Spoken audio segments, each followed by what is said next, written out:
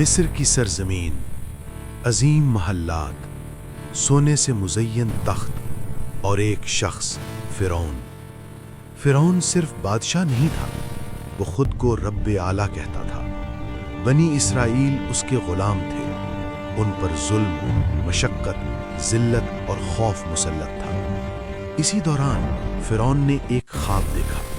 اس خواب نے اس کے دل میں خوف بھر دیا۔ خواب کی تعبیر یہ تھی کہ بنی اسرائیل میں ایک بچہ پیدا ہوگا جو اس کی سلطنت کا خاتمہ کرے گا۔ حکم جاری ہوا، ہر نوزائیدہ لڑکے کو قتل کر دیا جائے۔ ماں کی گود سے بچے چھینے گئے۔ مصر کی فضا میں چیخیں گونجنے لگی۔ اسی خوفناک دور میں بنی اسرائیل کے ایک گھر میں ایک بچہ پیدا ہوا۔ یہ موسیٰ علیہ السلام تھے۔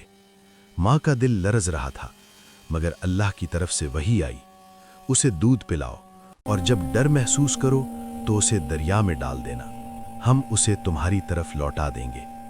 یہ آسان نہیں تھا، مگر ایمان غالب آ گیا۔ ٹوکری دریا میں بہا دی گئی اور تاریخ نے ایک نیا موڑ لیا۔ نیل کا دریا خاموشی سے بہہ رہا تھا۔ ٹوکری پانی پر تیرتی ہوئی فرعون کے محل تک پہنچی۔ فرعون کی بیوی آسیہ بنت مزاحم نے اس بچے کو دیکھا، دل پگھل گیا۔ اس نے کہا، یہ میری اور تمہاری آنکھوں کی ٹھنڈک ہے، اسے قتل نہ کرنا۔ یوں وہ بچہ جس سے فرعون ڈر رہا تھا، اسی کے محل میں پرورش پانے لگا۔ سال گزرے، موسیٰ علیہ السلام جوان ہوئے۔ اللہ نے انہیں قوت بھی دی اور حکمت بھی۔ ایک دن شہر میں داخل ہوئے، دو آدمی لڑ رہے تھے، ایک بنی اسرائیل سے، دوسرا قبطی۔ بنی اسرائیلی نے مدد مانگی۔ موسیٰ علیہ السلام نے مکہ مارا، مگر وہ مکہ جان لیوا ثابت ہوا۔ ایک جان چلی گئی۔ موسیٰ علیہ السلام کا دل لرز اٹھا۔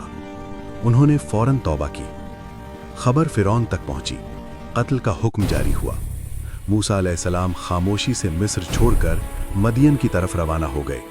نہ زاد راہ، نہ کوئی محافظ، صرف اللہ پر بھروسہ۔ مدین کی سرزمین، تنہائی، تھکن، مگر اللہ کی رحمت قریب تھی۔ ایک کنویں پر دو عورتیں رکی کھڑی تھیں۔ موسیٰ علیہ السلام نے ان کی مدد کی۔ یہی ملاقات ان کی زندگی کا نیا باب بن گئی۔ حضرت شعیب علیہ السلام کے گھر میں پناہ ملی، نکاح ہوا اور کئی سال گزر گئے۔ پھر وہ لمحہ آیا، واپسی کا سفر، رات کا اندھیرا، دور پہاڑ۔ اچانک آگ نظر آئی۔ موسیٰ علیہ السلام آگ کی طرف بڑھے۔ وہاں آواز آئی، اے موسیٰ، میں تمہارا رب ہوں۔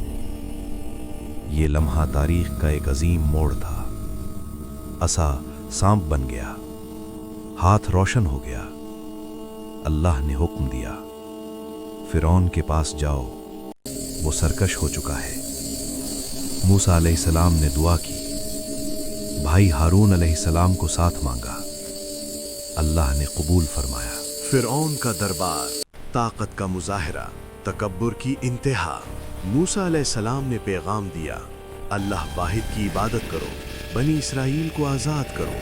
فرعون ہنسا، جادوگر بلائے گئے، عصا زمین پر گرا اور سب جادو نگل گیا۔